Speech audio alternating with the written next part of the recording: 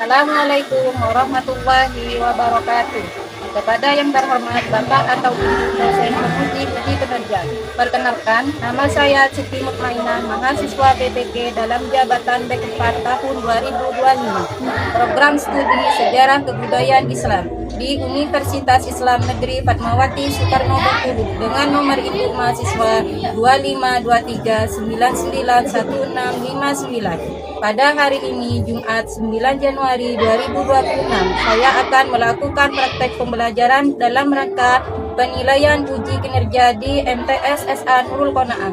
Demikian perkenalan dari saya, sekian dan terima kasih. Wassalamualaikum warahmatullahi wabarakatuh. Selamat menyaksikan.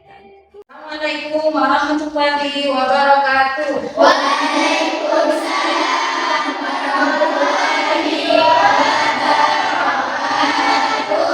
Gimana kabarnya anak-anakku sekalian?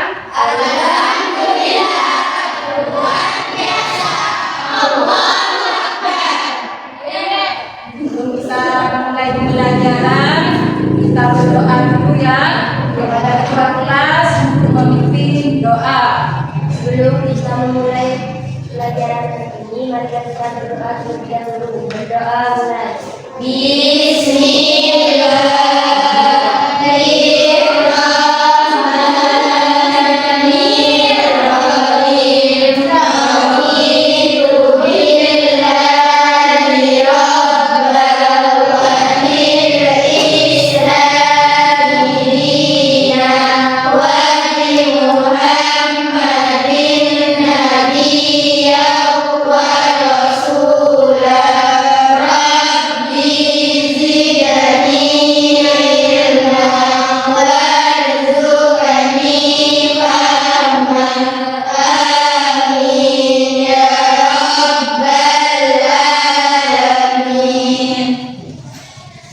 Dahulu absen dulu ya. Diana Ramadhani Kasih, Hadir. Elviana Indah Kenanda, Hadir. Wulandari, Hadir. Kaima Aulia, Hadir. Mengaina, Hadir. Nabila, Hadir. Cynthia, Cynthia Bella, Hadir. Syafatul Rahman, Sifaul Maghfirah, Hadir Dana, Eka, Hadir. Arif, Nindi hadir. Ya, masuk semua ya hari ini ya. Ya. Nah, sebelum kita pembelajaran, guru cek kerapiannya dulu ya. Rapi bajunya, sepatunya sudah dipakai semua. Nah, anak-anakku sekalian, kita hari ini belajarnya harus lebih semangat lagi ya. Ya. Apa yang kalian cita-citakan bulan dan apa? Ya. Nah, pembelajaran kita hari ini adalah tentang Wali Songo ya. Nah, tujuan pembelajarannya adalah ini menjelaskan nilai-nilai positif dari perjuangan Wali Songo dalam menyiapkan Islam ya. Terus yang kedua menjelaskan biografi Wali Songo.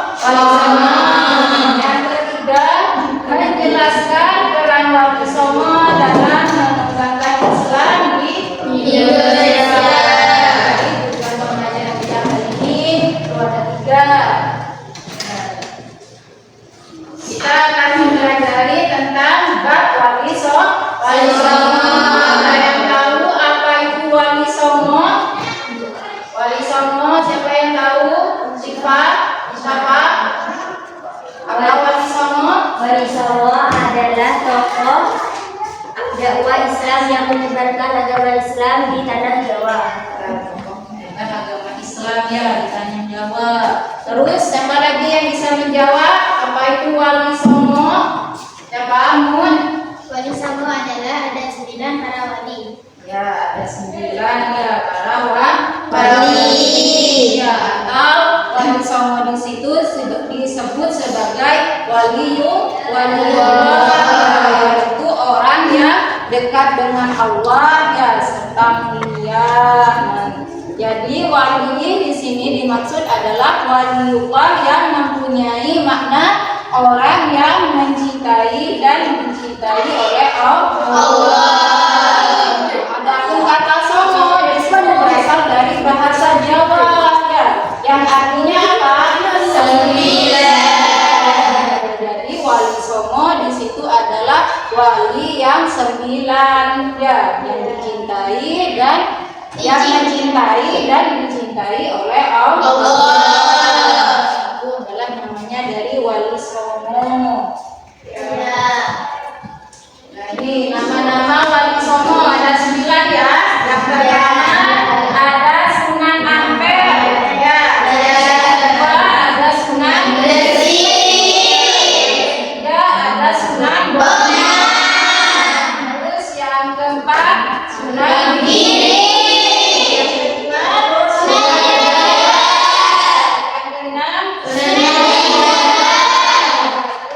Ada Sunan Kudus. Yang ke-8 ada Sunan Kalijaga. Terus yang 9 ada Sunan Jati. Ini adalah nama-nama wali songo, yaitu 9 para wali. Ya. Nah, ini guru jelaskan satu-satu tentang biografinya wali songo. Yang pertama ada Sunan Ampel ya. Nah, Sunan Ampel di sini nama aslinya adalah Raden Rahmat. Dia keturunan ke-22 dari Nabi Muhammad. Ya. Menurut riwayatnya, dia adalah putranya Ibrahim Zainuddin Al-Akbar ya. Terus yang perempuan di sini seorang putri Campa yang bernama dari apa? Dewi Condro ya, bukan putri Raja Jampa ini terakhir dari dinasti ini ya. Nah, Sunan Ampel ini dilahirkan di Aceh pada tahun berapa? 1401. Ya, jadi Sunan Ampel adalah pendiri pesantren yang namanya Ampel Desa. Jadi ini Sunan Ampel juga termasuk perancang kerajaan Islam Demak yang beribu kota di Bintoro ya. Beliau ini wafat di Surabaya pada tahun 1481 yang dimakamkan di mana? Di Ampel. Jadi itu biografinya dari Sunan Ampel. Terus yang kedua di sini ada Sunan Gresik. Nah, Sunan Gresik ini dikenal dengan nama Maulana Maulidi ya. Syekh Maulidi ini adalah siapa namanya? Syekh Jumadil Kubra. Beliau ini dianggap sebagai orang Islam yang pertama masuk ke Pulau Jawa, sehingga kedatangannya di situ menandai permulaan masuknya Islam di tanah Jawa. Ya. Dan Sunan Gresik meninggal pada tanggal berapa? 12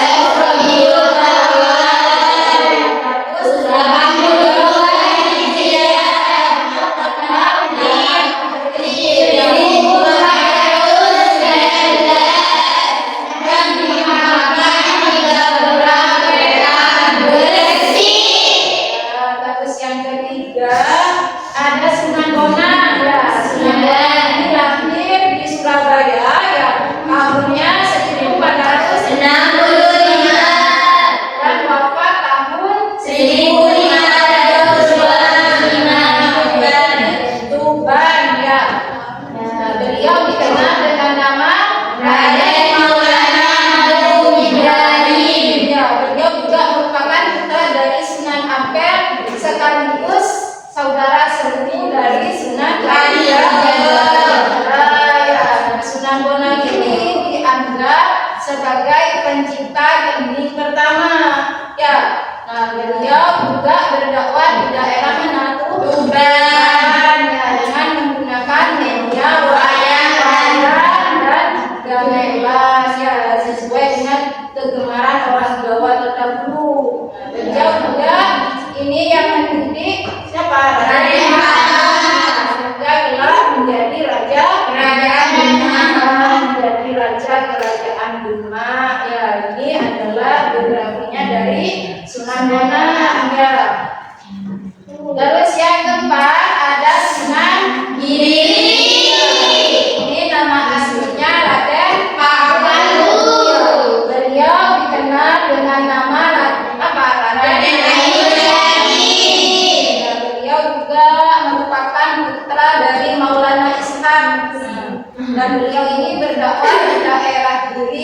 sekitarnya. Banyak ini yang mengirimkan baladai ke luar Jawa, contohnya ke Madura, ya, Bawean, Kanian, Ternate, dan Tidore. Sunan Giri ini juga yang menciptakan permainan anak bernuansa religius seperti jelungan, getiferit, jor gula suang, dan lilir. Dan beliau ini wafat pada tahun 1506 dan dimakamkan di daerah Giri Gresik. Ini geografinya dari Sunan Giri. Ya. Terus yang kelima ada Sunan Derajat. Beliau di sini lahir di Ampel, Surabaya, tahun 1477. Nah, beliau ini mempunyai nama asli siapa? Raden Kosim atau Syaifuddin. Dan beliau termasuk salah satu putra dari Sunan Ampel. Terus tembang Jawa ini Makmur diciptakan oleh Sunan Derajat. Ya. Terus beliau ini juga sebagai media dakwah. Beliau wafat pada pertengahan abad ke-16 dan dimakamkan di Sedayu Gresik. Terus yang keenam ada Sunan Kalijaga. Ya. Ini nama aslinya Raden Sunan Kalijaga adalah Raden Mas Syahid. Ya. Yang dari situ bernama Raden Syahur Temenggung Bilwat Tirta. Ini menjadi Bupati Tuban. Sedangkan ibunya bernama siapa? Nawangwulan. Nah, nama Kalijaga ini dalam satu versi berasal dari bahasa Arab, yaitu dari kata apa? Kalijaga, yaitu pemimpin yang menegakkan rahasia dan kesiapan. Itu artinya. Tetapi pendengaran orang Jawa adalah Kalijaga. Nah, jadi Sunan Kalijaga ini dianggap sangat berjasa dalam mengembangkan seni wayang atau wayang kulit serta gamelan. Itu digunakan sebagai media dakwah. Beliau juga mengembangkan seni suara, salah satunya itu dari ukir, musana, mahat, serta kesusastraan. Terus yang ketujuh ada Sunan Kudus. Sunan Kudus ini lahir dengan nama siapa, nama aslinya? Ja'far Shadiq di sini memiliki silsilah yang bersambung sampai ke Nabi Muhammad. Ya. Nah, Sunan Kudus ini berdakwah dari daerah Kudus. Beliau termasuk seorang ulama yang menguasai berbagai ilmu seperti ilmu fikih, usul fiqh, tauhid, hadis, tafsir, dan logika. Ya, logika. Beliau juga mendapat gelar apa? Waliul ilmi. Ya, orang yang kuat ilmunya. Sunan Kudus ini juga menciptakan dinding maskumang dan Injil. Terus yang kedelapan ada Sunan Muria. Sunan Muria ini lahir dengan nama aslinya yaitu Raden Umar.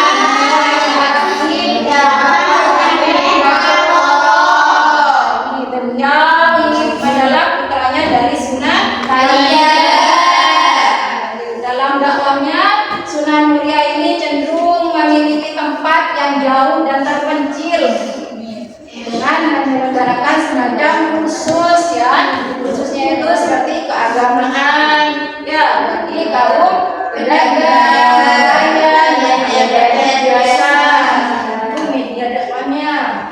Terus yang ke-9 ada Sunan Gunung Jati.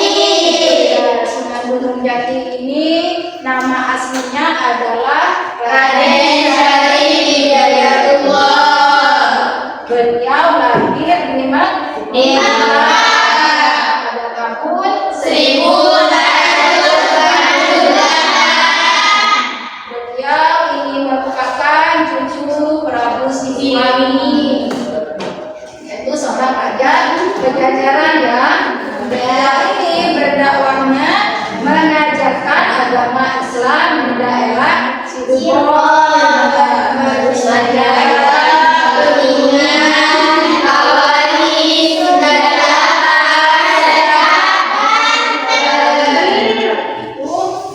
Dan apa biografinya Wali ini dapatnya yang pertama ada Sunan Kudus ya, terus ada siapa lagi? Sunan Ampel, terus Sunan Bonang, terus siapa lagi? Sunan Derajat, terus Sunan Kudus, Sunan Mutiara, Gunung Jati. Ini biografinya dari Wali Songo. Ngerti?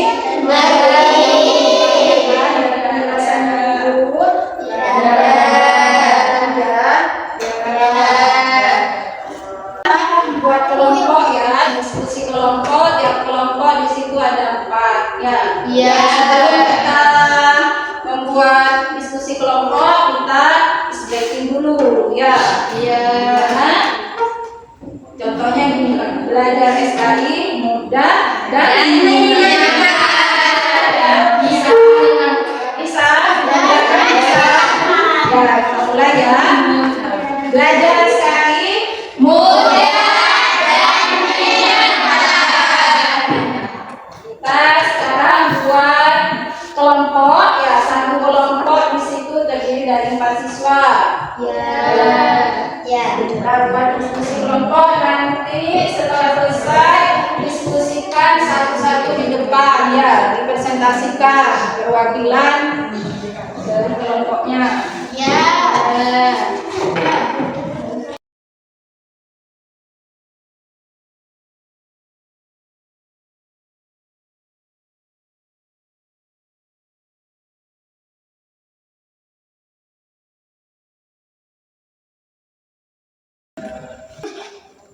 Ayo perwakilan kelompok 1 dulu yang sudah selesai dipresentasikan maju di depan. Ya.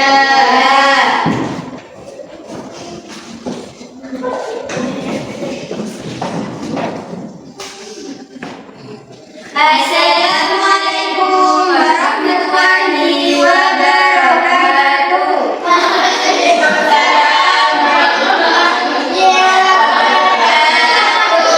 Seperti kata pepatah, tak kenal maka tak sayang. Jadi perkenalkan, saya Syafat Rohmah dan saya Nabila Jatulia. Di sini kami dari kelompok 1 akan menjelaskan tentang Wali Songo. Kepercayaan masyarakat terhadap agama dan tradisional lokal. Sebelum Islam datang, masyarakat Nusantara telah menganut Hindu, Buddha serta kepercayaan animisme dan hedonisme. Kuatnya pengaruh kerajaan Hindu Buddha, beberapa wilayah berada di bawah kekuasaan raja-raja Hindu Buddha. Perbedaan bahasa dan budaya. Masyarakat Nusantara memiliki beragam bahasa dan adat istiadat. Wali Songo harus menyesuaikan cara berdakwah agar mudah dipahami dan diterima oleh masyarakat setempat. Penolakan dan kecurigaan dari sebagian masyarakat. Islam sebagai ajaran baru sering dianggap asing. Sebagian masyarakat memandang dakwah Islam dengan rasa curiga dan takut akan perubahan yang digawanya.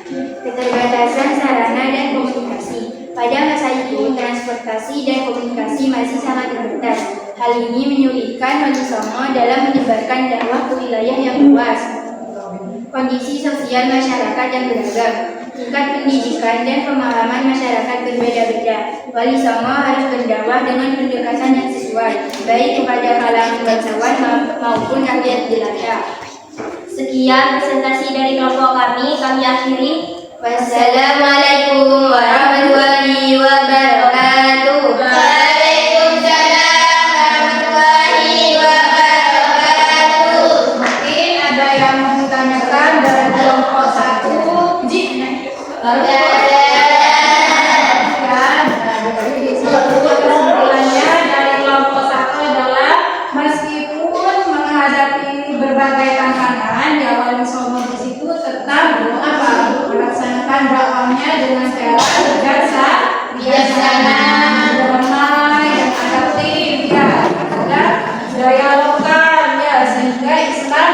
berkembang pesat di Nusantara.